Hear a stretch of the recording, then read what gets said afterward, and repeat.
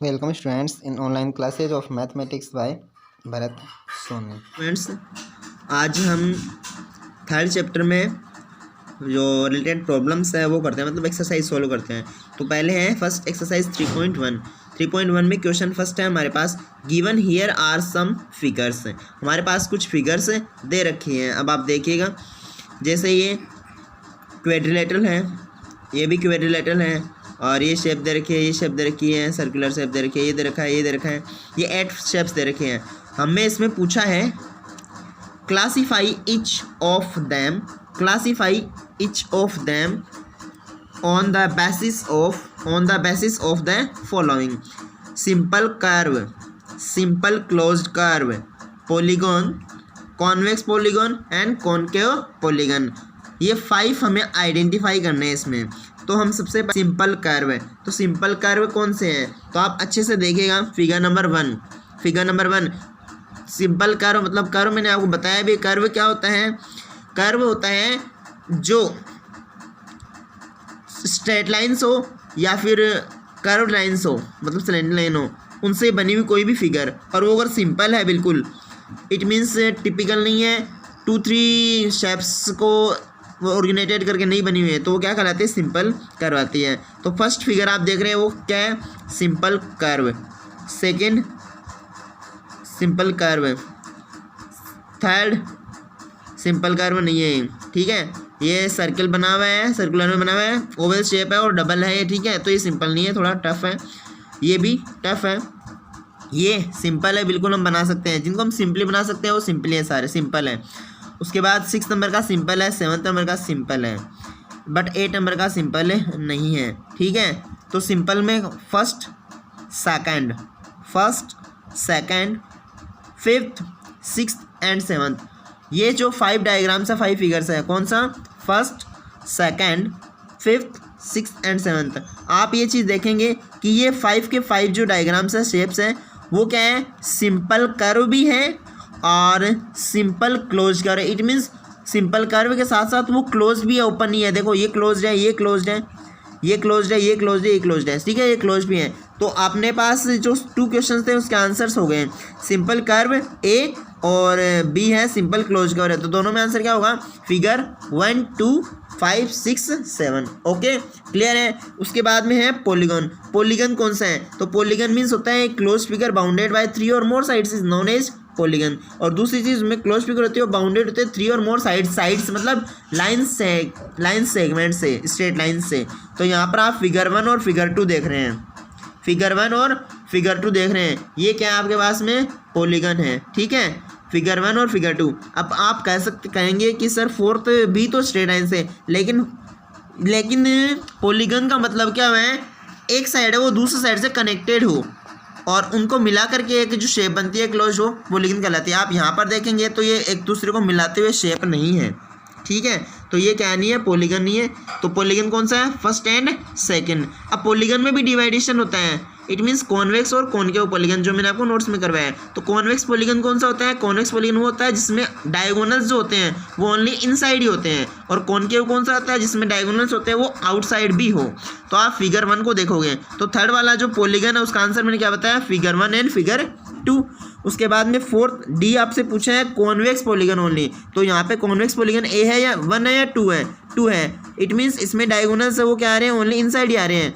क्वेड्रिलेटरल में only 2 diagonals draw कर सकते हैं, ठीक है, और वो यहाँ पर क्या आ रहे हैं, इनसाइड में आ रहे हैं। इसका मतलब ये क्या है, कॉन्वेक्स पॉलीगन है, ठीक है। तो यहाँ पर क्या हो गया, ये कॉन्वेक्स पॉलीगन में फिगर 2। उसके बाद है कॉनकेव पॉलीगन फिगर ए पर।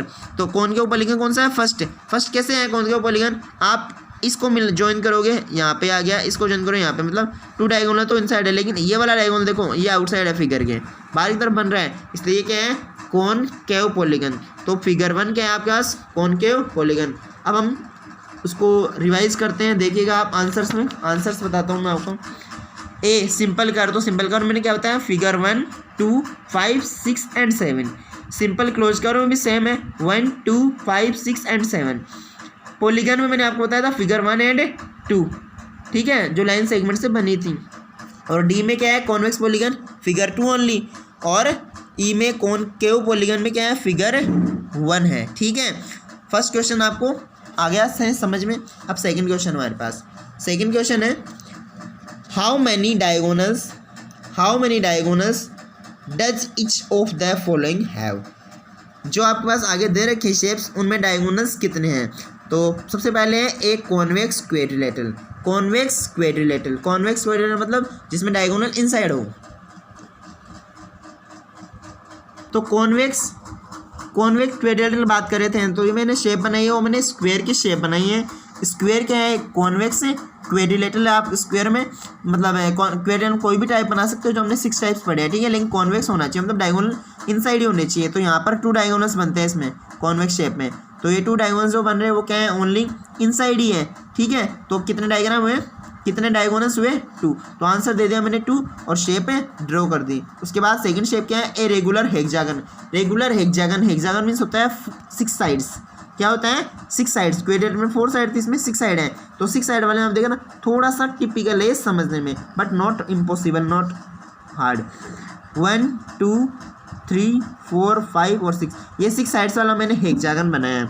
और रेगुलर मतलब जिसकी ऑल साइड सेम और साइड्स के साथ में इसमें एंगल भी सेम होते हैं। रेगुलर के बारे में बता दूंगा आपको।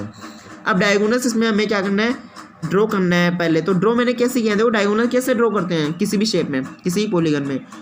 फर्स्ट मतलब जो 1 वर्टिक्स है ना, उसको 3rd 4th 5th वर्टिक्स से ज्वाइन करो। मतलब कंटिन्यू जो वर्टिक्स है ना उनको ज्वाइन नहीं करते हुए, कंटिन्यू को छोड़ करके रिमेनिंग से उसको ज्वाइन करते हैं। मतलब ये 1 2 3 4 5 6 नंबरिंग देता हूँ मैं वर्टिक्स को, ठीक है, पॉइंट्स को। तो फर्स्ट पॉइंट को मैं सेकंड से करूँगा तो ये तो साइड है ऑलरेडी। फर्स्ट को मैं 3rd से करूँगा तो ये डायगोनल हो गया एक।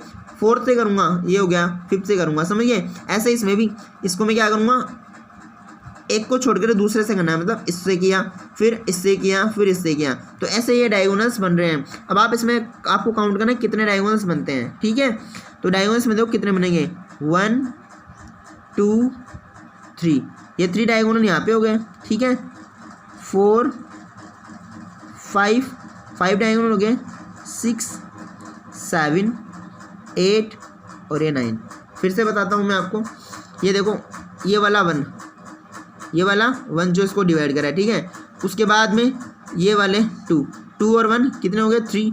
उसके बाद में ये वाले 2, 3 और 2 कितने हो गए 5 के बाद में ये वाले हो गए 6, ये वाला 6, ये वाला 7 और ये 8 और ये 9, ठीक है। आप अच्छे से देखिएगा, आपके पास में PDF भी होगी और इसको पॉज करके आप अच्छे से देख सकते हो। तो डायगोनल्स कितने हुए 9। और ये मैंने आपको बता दिया कि डायगोनल कैसे ड्रॉ करते हैं। डायगोनल कैसे ड्रॉ करते हैं, मतलब कंटिन्यू जो पॉइंट्स हैं उनको छोड़ते हुए, एक पॉइंट को छोड़ते हुए, मतलब फर्स्ट को 3rd 4th 5th से हम क्या कर सकते हैं, ज्वाइन कर सकते हैं। तो वो सारे क्या बनेंगे, डायगोनल्स बनेंगे।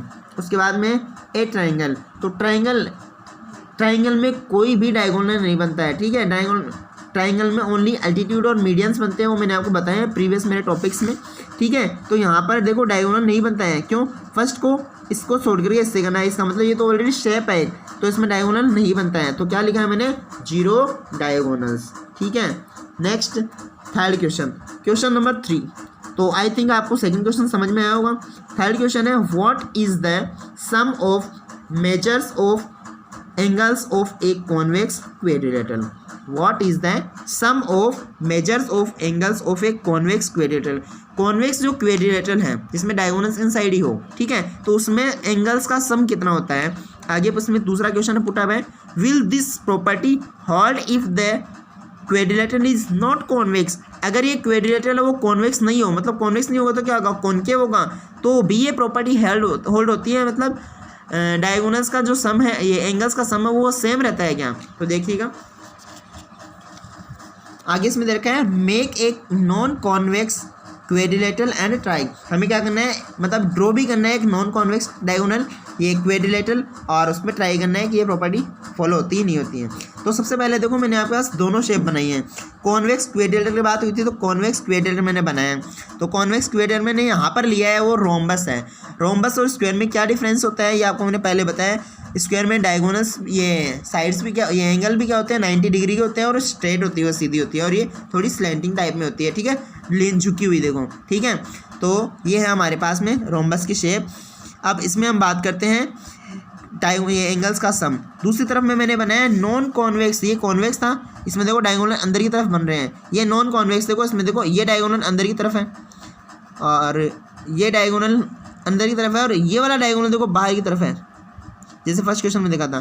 तो ये क्या हो गया, कॉनकेव पॉलीगन हो गया। ठीक है, तो मैंने लिख दिया यहाँ पे नॉन कॉन्वेक्स क्वेड्रिलेटरल, 4 साइड का है। तो सम ऑफ एंगल्स, अब एंगल्स का सम का फॉर्मूला क्या होता है, n-2 into 180 degree, n-2 into 180 degree. तो वेयर n इक्वल 4, यहाँ पे n क्या है 4, n क्या होती है नंबर ऑफ साइड, तो साइड कितनी है 4।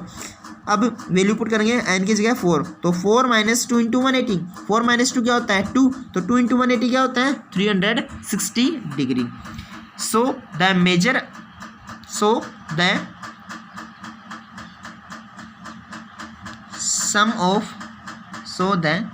sum of measures of angles of a convex quadrilateral. So the sum of measures of angles of a convex quadrilateral is 360 degree. ठीक है, कॉन्वेक्स क्वेड्रिलेटरल उसमें एंगल्स का सम कितना आ गया 360 डिग्री। अब मैंने आपको बताया कि ये प्रॉपर्टी है क्वेड्रिलेटरल की, not for convex and concave. So yes, this property will hold if quadrilateral is not convex. और मैंने आपको बताया इसमें 2 क्वेश्चन थे, तो सेकंड क्वेश्चन का फर्स्ट क्वेश्चन का आंसर दे देगा कि 360 डिग्री है। सेकंड क्वेश्चन में कि यह प्रॉपर्टी फॉलो होती है अगर पॉलीगन है वो कॉन्वेक्स नहीं हो तो मैंने लिखा है यस, अगर ये कॉन्वेक्स नहीं है तब भी ये प्रॉपर्टी फॉलो होगी, मतलब एंगल का सम 360 डिग्री हो। क्यों होगा, बिकॉज दिस प्रॉपर्टी